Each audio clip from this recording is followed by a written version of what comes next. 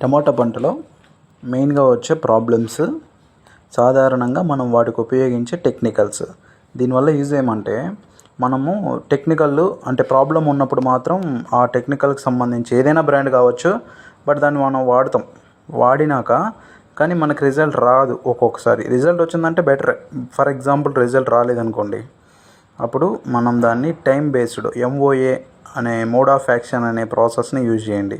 అంటే ఎలా అంటే, ఒక్కసారి మనం ఫర్ ఎగ్జాంపుల్ ట్రిప్స్ ఉంది, అందులో టెక్నికల్స్ చాలా ఉంటాయి. ఫర్ ఎగ్జాంపుల్ స్పైనోసైడ్ అనే ఒక టెక్నికల్ని మనం ఈరోజు వాడాం.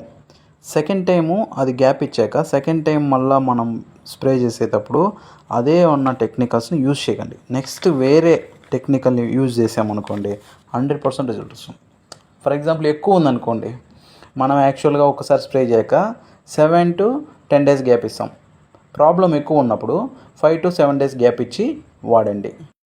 ఇప్పుడు టెక్నికల్ మార్చి స్ప్రే చేసినప్పుడు మాత్రమే. ఇంకొకటి, పూత అలా స్టార్ట్ అయినప్పుడు డీలర్ దగ్గర సజెషన్ తీసుకున్నాక మాత్రమే యూజ్ చేయండి. ఎందుకంటే ఎంత క్వాంటిటీ అవసరమో అంతే వాడాలి, లేదంటే ఆ ఎఫెక్టు వేరే దాని మీద పడుతుంది. అందుకని థ్యాంక్ యూ.